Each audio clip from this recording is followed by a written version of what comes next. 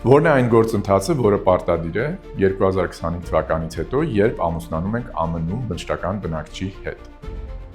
Ամուսնանալով ԱՄՆ-ում ոչ քաղաքացի, այլ բժշկական բնակչի հետ, դուք պետք է վերադառնաք Հայաստան, դիմեք ամուսնության վիզայի համար եւ հետո նոր կարող եք ճանապարհորդել ԱՄՆ բնակվելու ձեր ընտանիքի հետ միասին։ Ինչու՞։ Որովհետեւ երբ որ դուք ամուսնանում եք ոչ քաղաքացու հետ, change of status այդ դիմումաձևը ձեր համար բաց չէ։ Դուք պետք է սպասեք մոտավորապես 1-ից 1.5 տարի, մինչև կարողանաք դիմեք change of status այդ դիմումաձևով։ Եվ մինչ այդ դուք կբնակվեք ԱՄՆ-ում անօրինական եւ նորից 2025 թվականից մինչ այսօր անձինք, ովքեր դիմում են I-130 ձևաչափով, շատ արագ